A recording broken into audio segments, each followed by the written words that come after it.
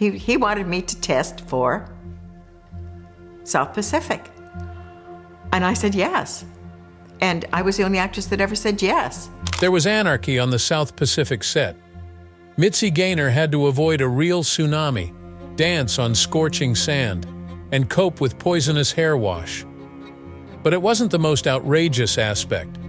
At the age of 92, she is now revealing the truth about the unseen drama behind the scenes, including the reasons for Elizabeth Taylor's breakdown and the true reason why the film nearly never came to fruition. Everything is going to be revealed today. On September 4th, 1931, Mitzi Gaynor came into this world in Chicago. A stately name befitting her Hungarian ancestry, Francesca Marlene de von Gerber was her given name. Her mom danced, and her dad played music. She inherited an innate talent for performing from parents like that. She came from a musical, rhythmic, and ambitious household, and she was an only kid. At the age of 11, her family relocated from Elgin, Illinois to Detroit, and then to Los Angeles as a result of the Great Depression. It was all altered by that final action. When it came to the entertainment sector, Los Angeles was more than simply any city. This was the place to be if you aspired to achieve greatness. Though it had a long and illustrious history, her original name wasn't quite Hollywood appropriate when she first gained fame. It was recommended that she alter it by 20th Century Fox. They want a short, memorable name since Francesca Marlene de von Gerber was too wordy and difficult to recall. Thus, she changed her name to Mitzi Gaynor. Her fame was already spreading before Hollywood started knocking. When she was 11 years old, she began ballet classes seriously, not as an extracurricular activity or a pastime. Professional stages were already hers by the time she was 13 years old. Her desire to be a part of the Los Angeles Civic Light Opera Company was so strong that she falsely claimed to be 16 years old. It paid off. She got a role in Song Without Words, demonstrating that her talent was matched by her determination, and it was only the start. The roles she soon played in Roberta, The Fortune Teller, and Naughty Marietta were more than simply theatrical productions. They were also educational opportunities. She became an expert at captivate an audience, confident in her movements, and able to merge singing and dancing with ease. She became more capable, focused, and prepared for the next show with each passing one. However, she lacked poise throughout her debut performance. At the age of 7, she gave a dance recital performance. Though she had practiced and memorized every detail, there was one item she had neglected to do: use the restroom before stepping onto the platform. Tragically, as she was in the middle of her act beneath the bright lights, the entire crowd watched. A mishap occurred. The vast majority of children would have bolted in all directions. Not long after Mitzi bolted, she too left the stage. She requested if she could go back on after wiping away her tears and applying lipstick, since she realized that even at 7 years old, a little confidence could go a long way. She was applauded by the audience for both her performance and her courage.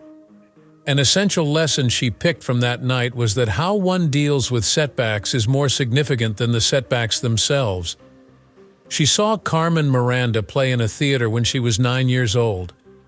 Everything about it seemed out of this world, from the music to the colors to the intensity. Mitzi was utterly enthralled as she sat there. She fancied herself more than an audience member. She wanted to be the center of attention on stage. That evening, a switch inside her flipped. It wasn't going to be enough for her. She was destined for stardom. The Los Angeles Civic Light Opera Company had Mitzi Gaynor performing by the time she was 13 years old. The character she played in Naughty Marietta was enough to impress a talent scout from 20th Century Fox, who then gave her the audition that would alter the course of her life.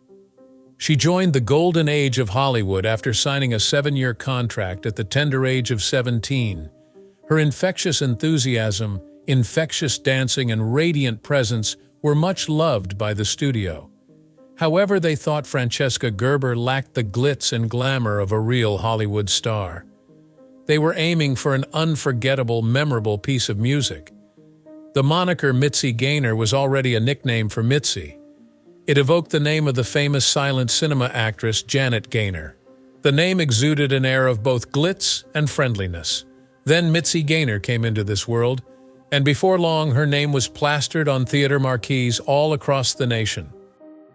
My Blue Heaven 1950, a musical co-starring Betty Grable and Dan Daly, was her debut film role. She appeared on television as a dancer, a little role, but she immediately became a star. The self-assurance she brought to her live performances of singing, working, and loving was contagious. She has a unique quality that set her apart from the other background performers. Even Fox noticed. She accomplished the remarkable achievement of going from supporting to leading roles by the time she was 19 years old, in an industry rife with megastars. Her meteoric rise to fame coincided with the waning glory days of Hollywood's musical period. Golden Girl, 1951, was her breakout performance. She portrayed L.A. The real-life performer Crabtree was active during the Gold Rush. Comedy, drama, and spectacular musical numbers. The picture had it all. There was also the Oscar-nominated song Never on it. Audiences adored Mitzi, and critics lauded her enthusiasm. She exuded an irresistible charisma, magnetic presence, and electric energy that demanded attention. Fox encouraged her to take on additional leading parts after that breakthrough. Her 1952 film Bloodhounds of Broadway featured her as the lovable and hilarious Emily Ann Sturley. In the picture, she got to showcase her comic chops while performing iconic musical pieces like Buy Low. Subsequently, in 1953, she starred as Ava Tang, a vaudeville performer renowned for her delirious acts. Mitzi gave it her all in the daring part. At the box office, the picture made $11.25 million, which is over $13 million when converted to today's money. Something unique belonged to Mitzi Gaynor.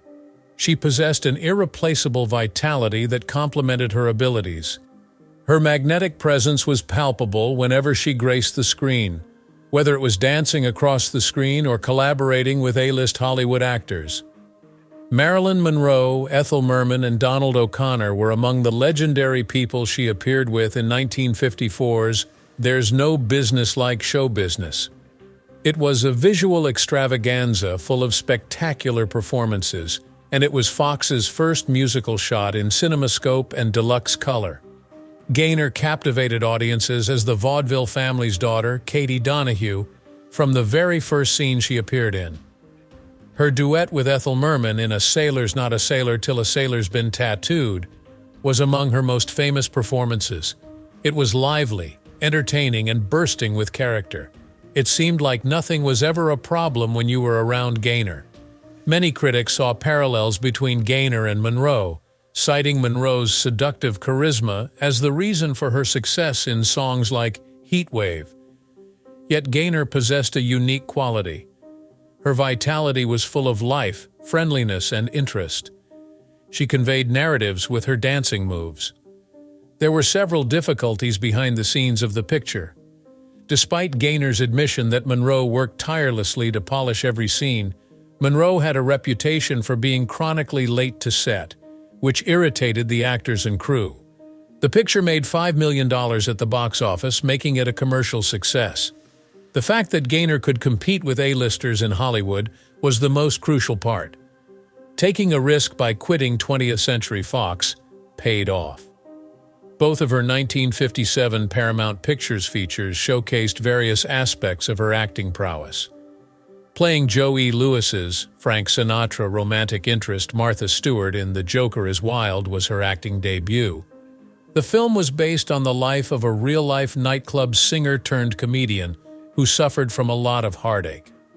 The passages between Sinatra and Gaynor were heartwarming, and Sinatra delivered one of his most moving performances. Their believable relationship amplified the impact of the film's most moving scenes. The Oscar-winning song All the Way was featured on the soundtrack, which contributed to the enduring influence of the picture.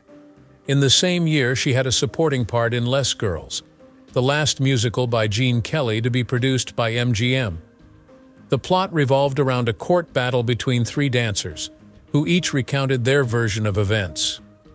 Gaynor was able to showcase her comedic and dancing skills in the part of Joy Henderson. An unexpected scenario showcasing her capacity to match Kelly's pinpoint timing and choreography was a light-hearted dance with a motorcycle theme that they performed with Kelly. It was one of their most memorable performances. Even while competition for major parts was tough in 1950s Hollywood, few casting fights were as heated as the hunt for the ideal Nellie Forbush in the film version of South Pacific, a Broadway musical. Mary Martin had made the part her own. Her performance earned her a Tony Award and appeared unattainable. However, Martin was already in her 40s when Hollywood decided to adapt the musical for the silver screen. The casting process for a new Nellie started after the studio decided she was too elderly to portray a youthful military nurse. The part was sought for by several A-list celebrities of the time. Elizabeth Taylor was one of them. She possessed the physical attributes and charisma of an actress, but she lacked the vocal and dancing abilities of her contemporaries. She still tried out for the role, but her anxiety got the better of her. South Pacific's famed composer Richard Rodgers wasn't impressed and turned her down right away. The producers didn't think Doris Day had the innate charisma to play Nellie, despite her obvious singing ability. Mitzi Gaynor emerged as a surprising contender after two of Hollywood's most famous personalities dropped out.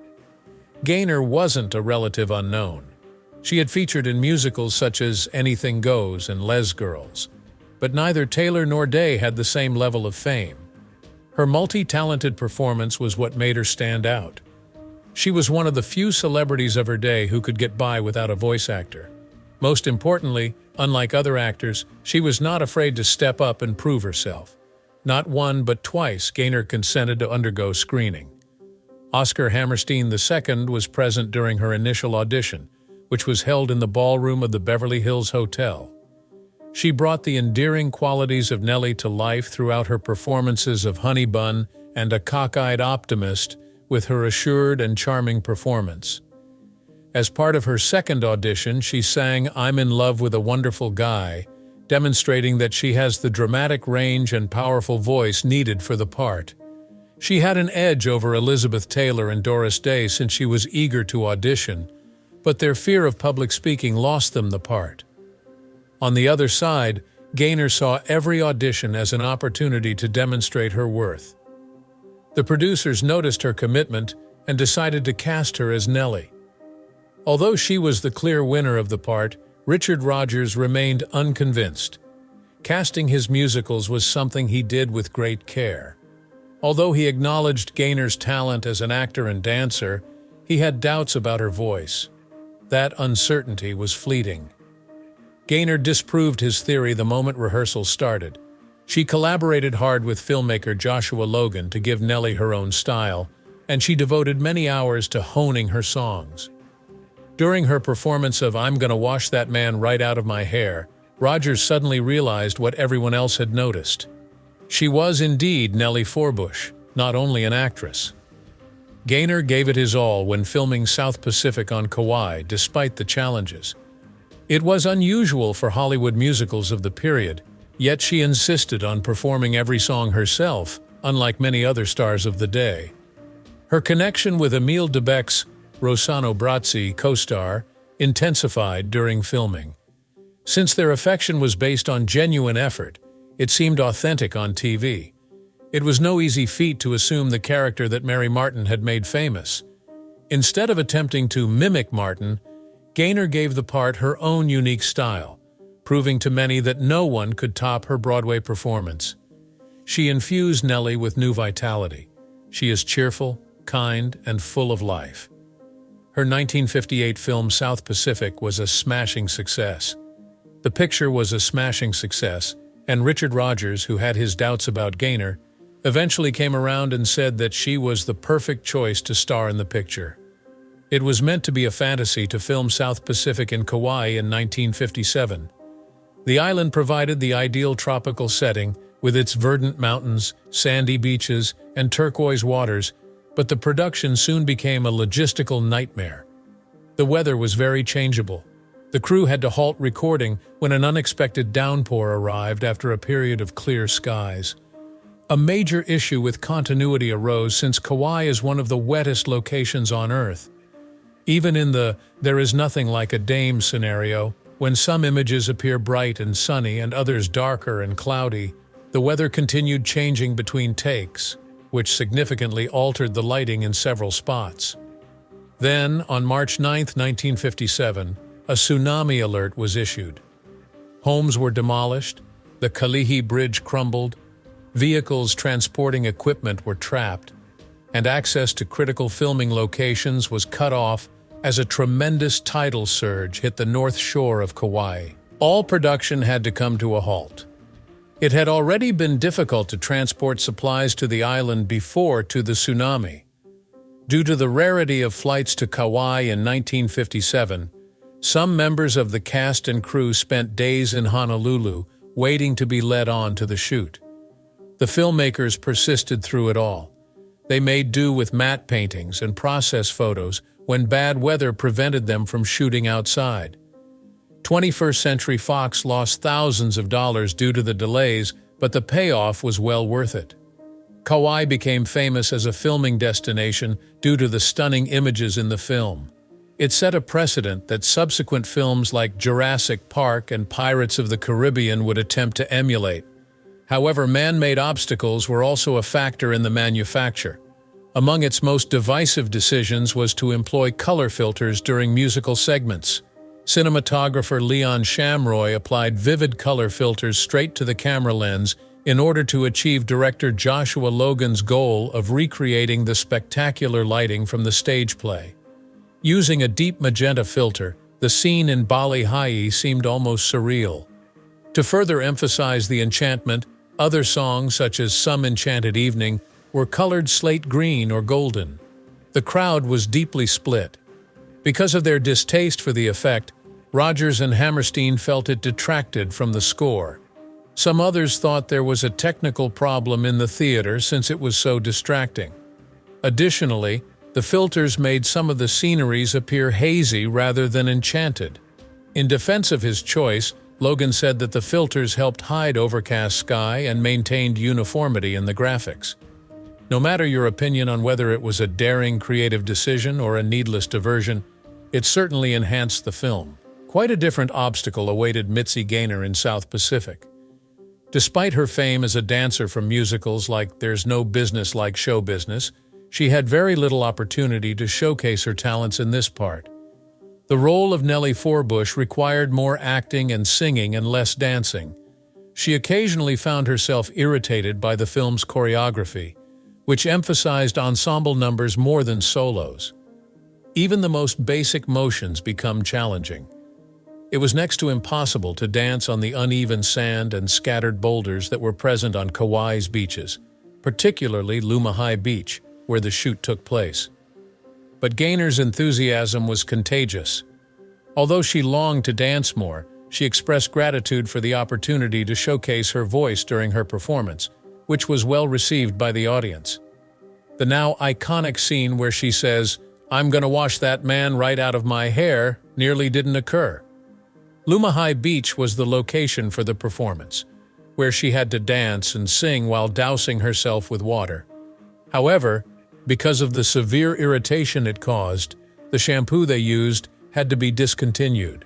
The situation was solved when an immediate solution was found: Johnson & Johnson's baby shampoo, which a staff member hurriedly drove 2 hours round trip to get from Leeward. There was also the matter of the water. It was chilly, even though it was in a tropical setting. Gaynor had to remain cheery on camera despite enduring chilly rains over many takes. Timing was another challenge. She had to time her movements to the beat of the song and double-check that her hair was lathered correctly in each frame. No one, not even Oscar Hammerstein II, thought the sequence would translate well to the big screen. A lady shampooing her hair wasn't physically appealing enough, he thought, but Gaynor's contagious enthusiasm dispelled that notion. Among the most memorable moments in the history of musical films, the number became famous. Gaynor and her co-star Rossano Brazzi developed an instant connection off-screen. Part of the sincerity of their on-set relationship was inspired by their light-hearted camaraderie. Opera singer Giorgio Tozzi dubbed Brazzi's singing voice since the actor who played Émile de Becque had inadequate command of the English language during filming. Because of this, he was on the fence about accepting the part, but his charisma and poise on screen made him an ideal choice. While he made fun of Gaynor's limitless energy, she would frequently pick on him for his heavy Italian accent. Their bond made the long days on production more bearable, and their chemistry looked great on television, regardless of the fact that viewers found out afterwards that someone other than Brazzi sang Some Enchanted Evening. It made no difference. In terms of musical cinematic romance, the sequence is still up there with the best of them. Mitzi Gaynor had high hopes that South Pacific would be a game-changer. Worldwide, the 1958 picture made more than $36 million, making it a massive hit. Being the sole leading lady to perform her own songs in the film earned her a Golden Globe nomination. South Pacific was one of her final big pictures, rather than a door opener. She only went on to star in 3 more films after this one, namely Happy Anniversary, 1959, Surprise Package, 1960, and For Love or Money, 1963. She later realized that performing live was her true calling rather than starring in movies. Even if Hollywood passed on the parts she desired, she had no intention of vanishing. She discovered a different stage instead. Variety programs were commonplace during the heyday of television in the 60s. The combination of Gaynor's singing, dancing, and comedy reached millions of households as she became a regular. People adored her because she was a genuine performer. On February 16, 1964, during the Beatles' second U.S. trip, she headlined The Ed Sullivan Show, which was one of her most memorable moments. Gaynor was given the spotlight despite the fact that over 70 million people were tuning in. The stage was hers as she sung Darn Hot, The More I See You, and a medley of Birth of the Blues and When the Saints Go Marching In, all as Beatlemania was in full swing over the nation. The rapid changes happening in the sector were witnessed by her backstage. The Beatles were a new, exciting, and revolutionary band. Paul McCartney's childish features led her own choreographer to mistake him for one of the stage children. Despite this, Gaynor remained unfazed and even thrived. As a host for her own television shows, she pioneered a fresh approach to combining comedy, dancing, and music. The program's meteoric rise to fame, along with her Emmy nominations, demonstrated that she was at home in any medium. After then, she went to a whole other level. She rose to prominence as a prominent Las Vegas performer in the late 1960s. There was nothing else like her nightclub performance. Gaynor made an unprecedented $45,000 per week, performing at the Flamingo and the Riviera. But her performances were well worth it. Her shows were really breathtaking. Stunning outfits, which became a hallmark of her style, were developed by her collaboration with renowned designer Bob Mackie. According to critics, her presentations were flawless, and as Life magazine aptly put it, she had begun at the pinnacle and continued to soar. She won the Las Vegas Governor's Trophy for Star Entertainer of the Year in 1970, making history as the first woman to do so. She had already dominated the little screen and the large screen in America.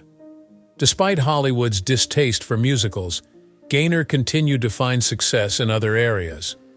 In the 60s and 70s, Mitzi Gaynor became a household figure thanks to a string of unforgettable specials that aired on television. She was clearly more than simply a movie star. Her ability to sing, dance, and amuse was unparalleled, as she won 16 Emmy nominations throughout 9 series.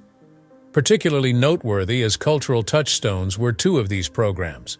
2 of Mitzi's musicals, What's Hot and What's Not, 1978, and Mitzi, a tribute to the American Housewife, 1974, offered lighthearted takes on housewifery and domestic life respectively via the use of song and dance.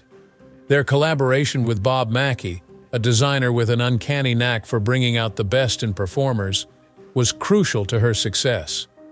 The costumes designed by Mackie, who is known as the Sultan of Sequins, were just as spectacular as the shows themselves. He began working with her in 1966 when he created the set for her Las Vegas revue. Ever since then, he has been instrumental in her image, designing several breathtaking ensembles for her.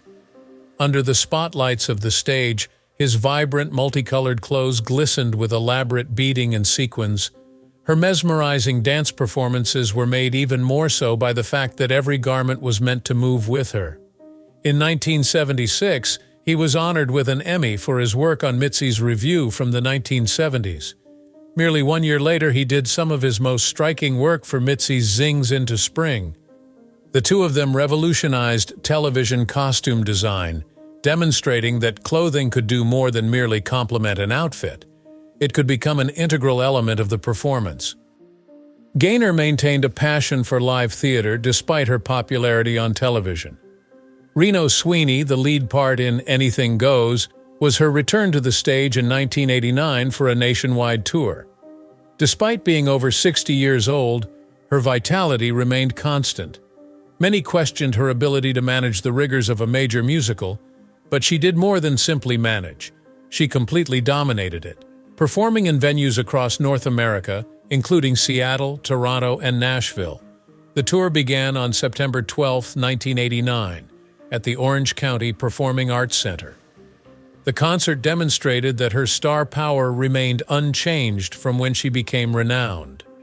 Her performances were so spectacular that the crowds would stand up and applaud each night. It was more than simply a comeback. It served as a poignant reminder that genuine talent has no bounds. Returning to Kauai in 2009 to mark the 50th anniversary of South Pacific was one of the most moving occasions of her later career. Visiting brought up a flood of memories for her, as she hadn't been back since filming completed in 1958. The island had become an integral element of her narrative, going beyond its role as a mere filming site. Some of the most memorable scenes in the film took place on the island of Kauai, known for its verdant scenery. Mount Makaha represented Mystic Bali, and she sang "I'm Gonna Wash That Man Right Out of My Hair" at Lumahai Beach. Unpredictable weather created delays, and the crew had to temporarily halt filming due to a tidal surge. Regardless all the challenges, the breathtaking scenery of the island was what really set the picture apart. While on Kauai, she attended events hosted by the Kauai Marriott Resort, where she reminisced about her time on set and discussed the impact of the film. Upon arrival, she felt nothing but appreciation, even though she had originally been hesitant to return due to her fear that the memories would be too overwhelming. Many of her admirers were waiting for her on the island, and it appeared to be mostly unchanged. Jack Bean was wed to Mitzi Gaynor in San Francisco on November 18, 1954. She had been a rising star in musicals like There's No Business Like Show Business when she was under contract with 20th Century Fox, but she was walking away from that deal at the same time that Hollywood was transforming. In an equally daring move, Bean founded his own public relations agency, Bean & Rose, after quitting his prominent position at MCA. Aside from his new wife, he had no clients. Gaynor was more to Bean than simply a movie star, and that was something that Hollywood hadn't really acknowledged. Her charisma and enthusiasm were enough to hold the attention of an audience in person. He facilitated her transition from film to stage shows and TV specials. She had already secured parts in Anything Goes and The Joker is Wild by the time she renewed her contract with Paramount Pictures in 1956, but that was just the beginning. She embarked on a tour with musical revues that were massive hits in Las Vegas, Canada, and Australia, all thanks to Bean managing her career.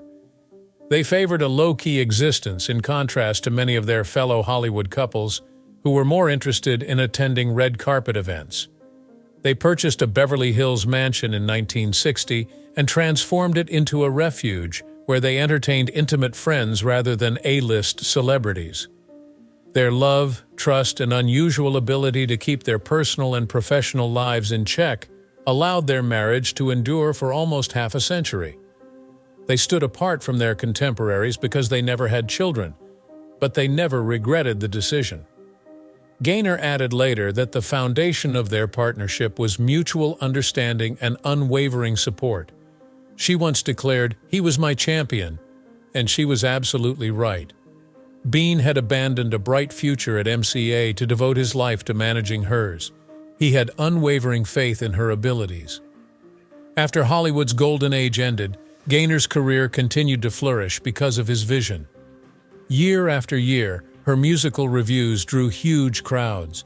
She proved she could hold an audience on stage and in front of a national television audience in the late 1960s and early 1970s, when several of her songs were adapted into TV specials.